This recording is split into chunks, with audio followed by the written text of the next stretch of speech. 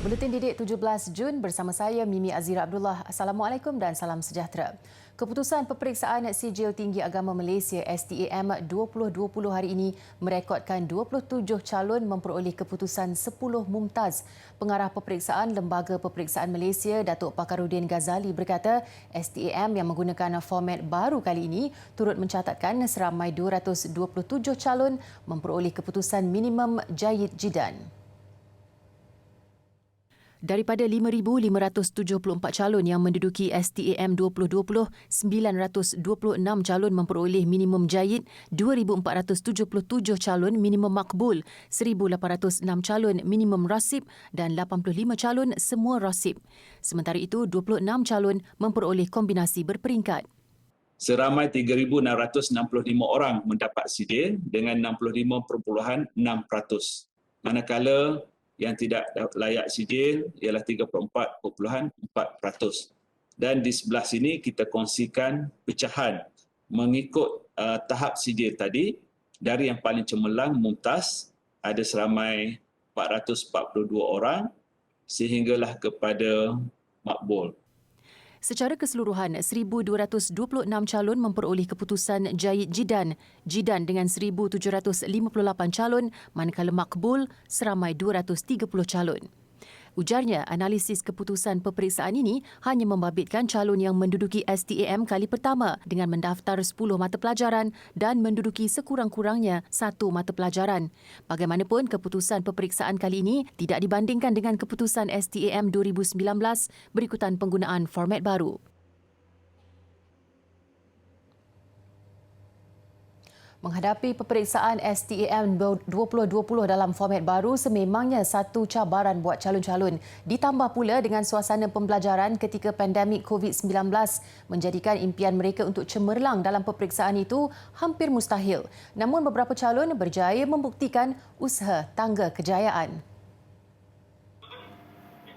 Debaran calon STAM 2020 Muhammad Al-Kawthar Afandi berakhir apabila diumumkan Mumtaz Sofi, pelajar Ma'had Ahmadi Gemencih Negeri Sembilan ini memperoleh kecemerlangan dalam kesemua 10 subjek yang diduduki.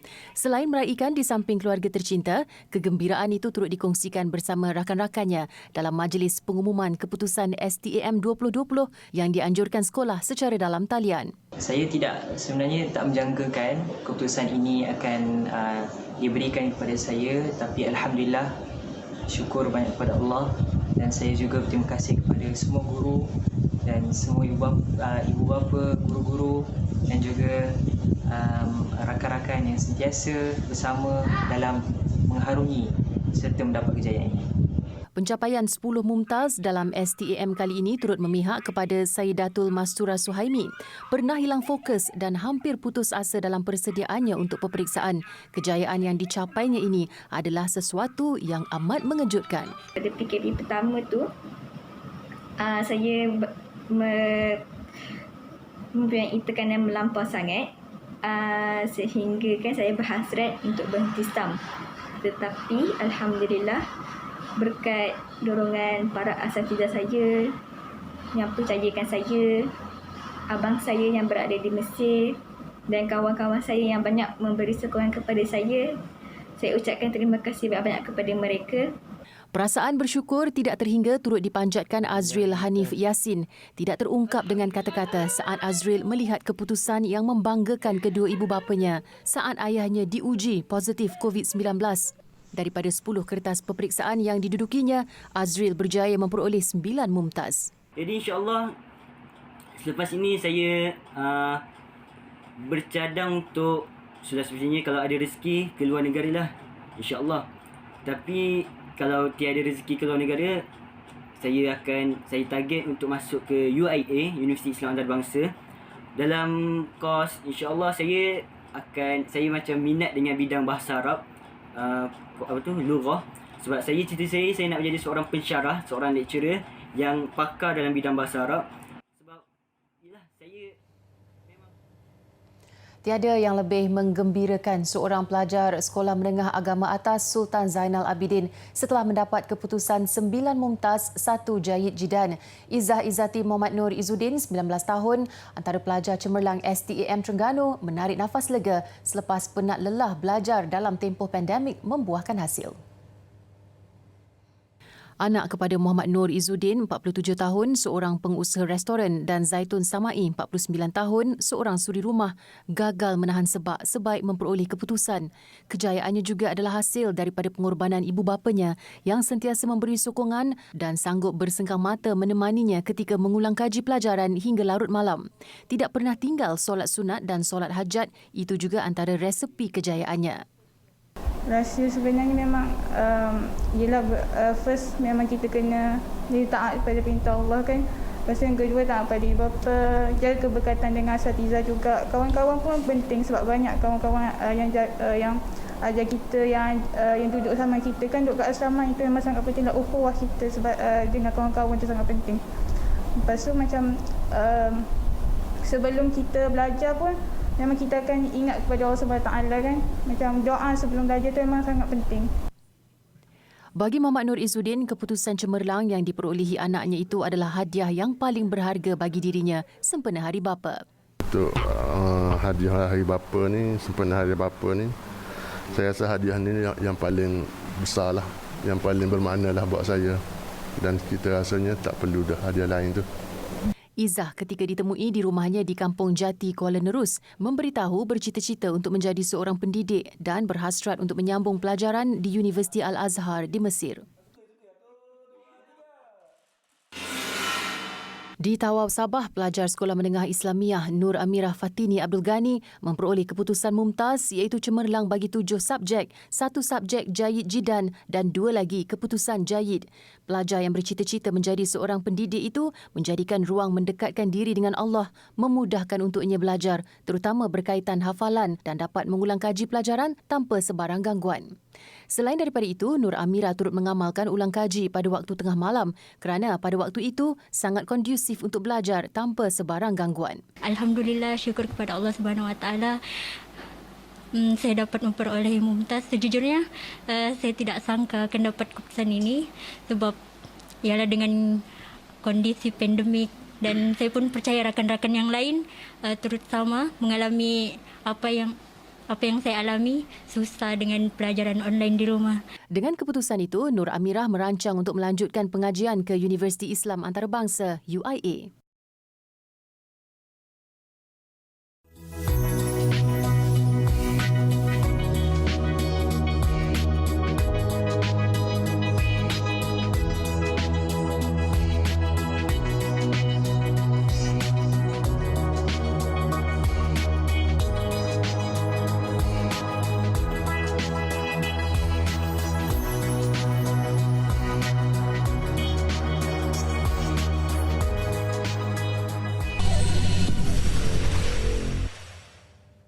Bertemu kembali. Murid kelas peperiksaan khususnya yang bakal menduduki sijil pelajaran Malaysia SPM dan sijil tinggi persekolahan Malaysia STPM 2021 akan diberi keutamaan bagi mendapatkan suntikan vaksin COVID-19. Berita itu dikongsi Menteri Kanan Pendidikan Datuk Dr. Razi Jidin menerusi hantaran di Facebook hari ini.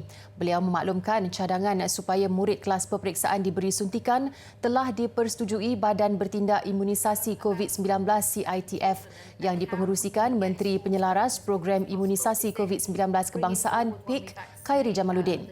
Ia susulan kelulusan oleh bahagian Regulatory Pharmacy Negara NPRA bagi penggunaan vaksin Pfizer-BioNTech untuk kanak-kanak 12 tahun ke atas di negara ini. Terdahulu, Khairi pada sesi webinar anjuran Oxford and Cambridge Society of Malaysia memaklumkan CITF akan memberi keutamaan vaksin kepada kumpulan pelajar terbabit terlebih dahulu.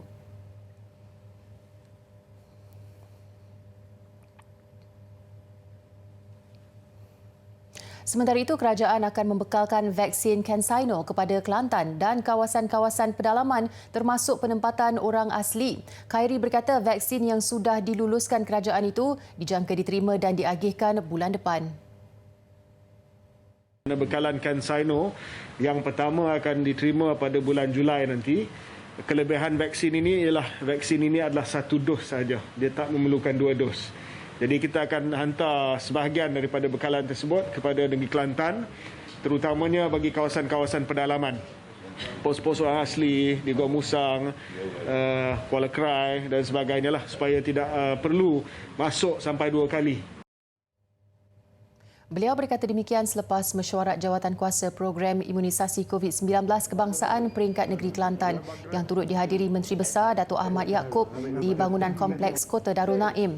Kemarin, Ketua Pengarah Kesihatan Tan Sri Dr. Nur Hisham Abdullah berkata vaksin CanSino dan Johnson & Johnson diberi kelulusan pendaftaran bersyarat untuk kegunaan kecemasan.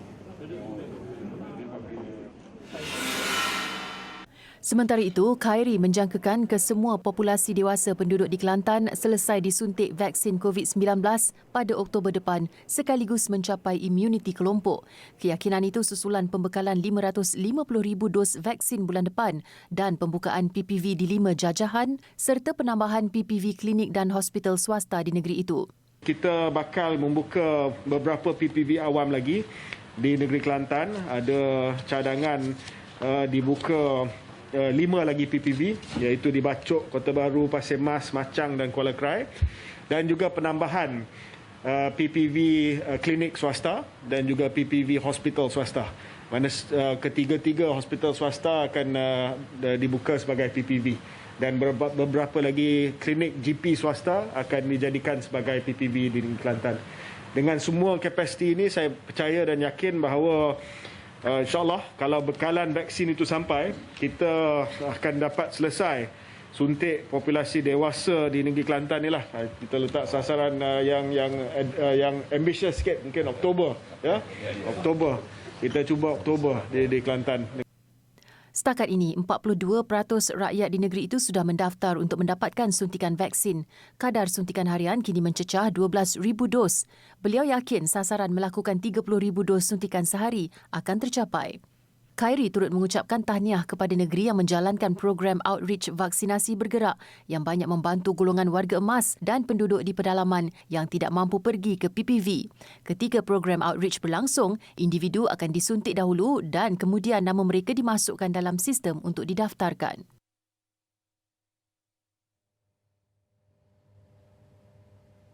Dalam perkembangan berkaitan pemberian vaksin di negara ini merekodkan angka melebihi 200,000 orang sehari untuk hari kedua berturut-turut sehingga semalam. Berdasarkan maklumat disiarkan Jawatankuasa Khas Jaminan Akses Bekalan Vaksin JKJAV, 204,838 dos suntikan diberikan semalam. 196,775 dos adalah bagi suntikan pertama dan 8,064 bagi suntikan kedua. Kemarin pula, jumlah pemberian suntikan adalah 215,876 orang. Sehingga semalam, lebih 1.476 juta individu sudah melengkapkan 2 dos suntikan vaksin.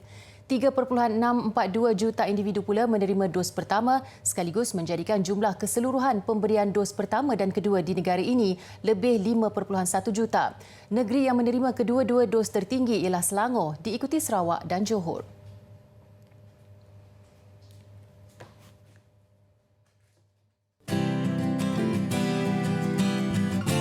Elok anak kerana dikandang dengan budi senonoh. Elok akhlak nama terpandang, sepanjang zaman menjadi contoh.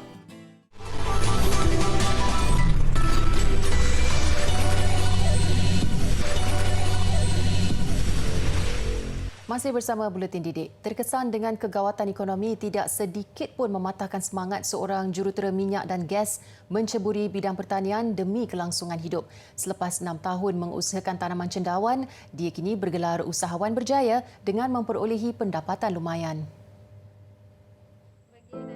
Rozita Muhammad Hatta, 40 tahun, generasi kedua Felda Tenang di Labis, Johor, menceburi kerjaya sebagai jurutera pemprosesan petroleum kerana minat yang mendalam dalam bidang itu. Namun kejatuhan harga minyak dunia pada 2015 menyaksikannya hilang pekerjaan. Berbekal semangat dan kecekalan, Rozita akhirnya memilih bidang pertanian mengusahakan cendawan tiram. Menyedari potensinya, dia bersama 4 rakannya merantau ke Thailand dan Filipina bagi mendalami ilmu menjaga cendawan. Seterusnya mengambil keputusan melaburkan RM15,000 untuk memulakan projek cendawan tiram atas tanah terbiar milik bapanya. Bagi menjimatkan kos, Rosita melakukan sendiri kerja mendirikan bangsal dengan dibantu ayah serta adik-adiknya.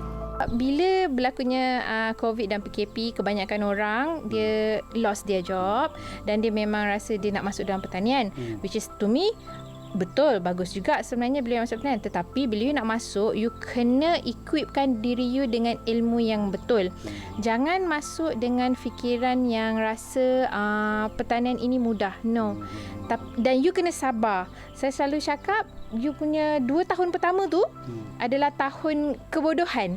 Sebab 2 tahun pertama tu you memang akan mengalami banyak kesilapan, tetapi dari situ you akan belajar. So selepas 2 tahun tu, bila you gigih belajar, you keep on belajar daripada kesilapan you biasanya lepas 2 tahun tu you dah okey sikit. You dah okey, you memang akan dah okey, business tu you dah mula stable, dan you boleh survive lah lepas tu. Kini Rosita tidak hanya bergantung kepada hasil jualan cendawan semata-mata. Perniagaannya turut meliputi penghasilan pelbagai benih cendawan melalui penyelidikan. Rosita satu-satunya usahawan yang telah berjaya menghasilkan benih cendawan baru seperti cendawan kukur, tiram kuning, tiram putih, tiram kelabu, tiram merah, abalone dan lingji. Selain mendapat sambutan tinggi dalam kalangan pengusaha makanan di Johor, kejayaan itu juga menyaksikan Rosita sering diundang sebagai pengajar untuk membantu golongan belia menceburi bidang usahawan cendawan.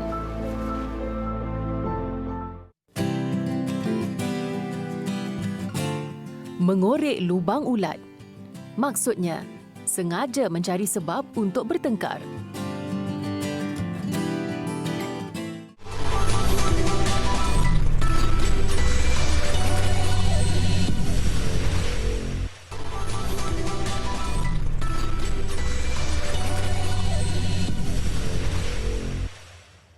Bersua kembali, bangkai kapal karam berusia sekitar 2 abad yang dipenuhi seramik dan artifak lain ditemui di perairan Singapura. Ahli arkeologi berpendapat penemuan yang jarang berlaku itu dapat membantu memberi gambaran sebenar mengenai warisan maritim Republik itu. Negara pulau itu sudah lama menjadi hub perdagangan utama dalam laluan pelayaran global menghubungkan Lautan Hindi dan Laut Cina Selatan. Menurut Lembaga Warisan dan Badan Pemikir yang bekerjasama dalam projek itu, bangkai kapal berkenaan ditemui di Pedra Branca, sebuah kawasan berbatu di sebelah timur Singapura. Ia adalah bangkai kapal pertama yang ditemui penyelam secara tidak sengaja selepas menemui piring seramik pada 2015. Bangkai kapal ini juga didapati membawa seramik yang mungkin dari kurun ke-14 ketika Singapura dikenali sebagai Temasek. Setengah barang yang dijumpai sama dengan artifak ditemui di tapak penggalian arkeologi sekaligus menunjukkan Singapura pernah menjadi hub perdagangan sebelum kedatangan penjajah British pada 1819. 3 angkasawan pertama China berlepas ke stesen angkasa Tiangong dalam misi paling lama untuk negara itu setakat ini. Ia sekaligus menandakan langkah penting Beijing menjadi kuasa utama dalam penerokaan angkasa lepas.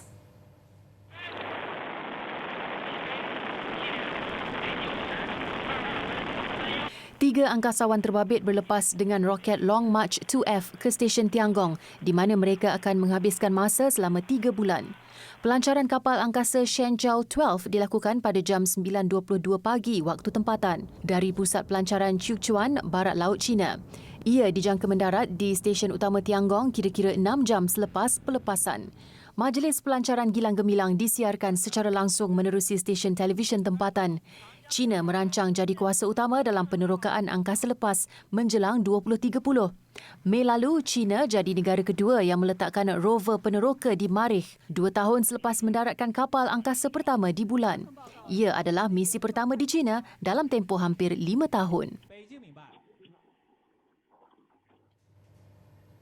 Tinggi, kurus dan berwarna-warni. Itu penampilan kediaman yang juga digelar rumah tiup yang popular di Hanoi, Vietnam.